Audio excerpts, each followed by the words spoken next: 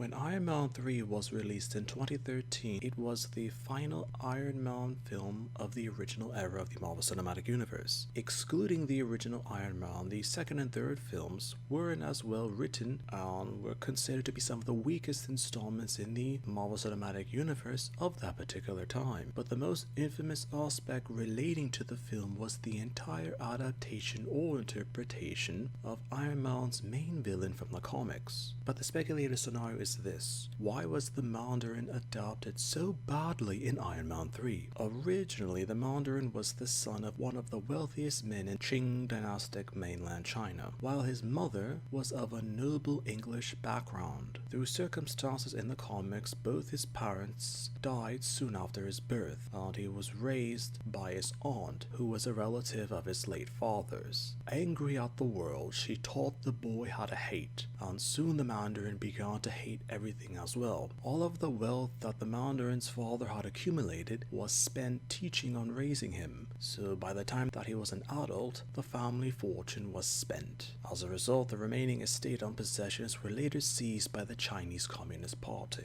The Mandarin later sought revenge against the communists that now controlled the Chinese government and nation. Events had him learn of an alien race of dragon-like creatures from the planet of Maklu 4. Learning about the alien technology and civilization, he discovers a set of 10 rings. He later becomes a powerful lord through the skills he learned and alien technology he acquired, eventually making his presence known in China, as the communist or nationalist factions are unable to make much of a challenge against him and later becomes the main foe of Iron Man. The Mandarin was created by Stan Lee and Don Heck, at which the pair thought of a new villain when they both remembered stories on films relating to Fu Manchu, a Chinese criminal mastermind created for novels and later serial films by Sax Rohmer from the early 20th century. The Mandarin was their attempt at a then modern Chinese villain for the mid-20th century, but the Mandarin, much like Fu Manchu, was infamous for its racial stereotypes of Chinese people and even Chinese culture. In the 2000s and 2010s, mainland Chinese theater markets became an unexpected source of revenue for American films and studios. Chinese audiences were eager to experience Western culture, and particularly American films at that time. Naturally, American interests were quick to give as much films or media allowed to the mainland by the Chinese Communist government. Marvel Studios also decided to take advantage of the Chinese market because at that particular time the Marvel Cinematic Universe was being established, and while the American and European markets could be used for legitimizing superhero-themed movies, the Chinese market were used for extra sources of revenue. However, comic-related details of the Mandarin were particular because the character reinforced stereotypes and criticized the Chinese Communist Party. Marvel Studios couldn't and wouldn't jeopardize the millions of dollars to be made by using the Chinese theater market at that time.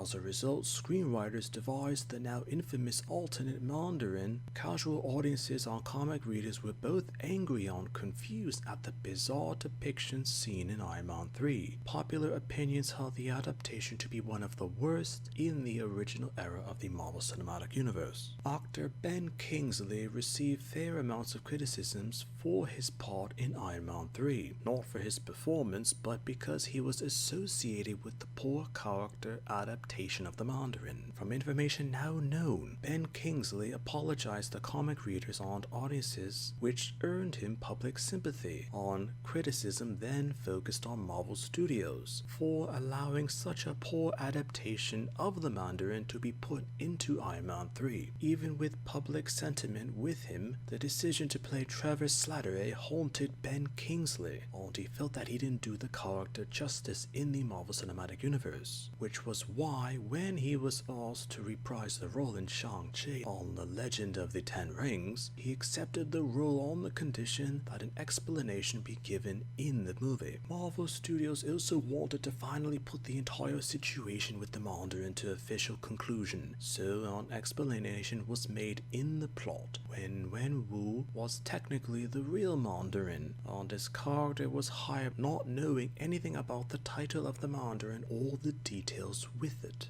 Ben Kingsley's part in Shang-Chi was also well received, and when asked about his role, he mentioned that it felt like a great deal of weight and stress had been lifted off his shoulders, and the stigma associated with the part of Trevor Slattery was finally gone.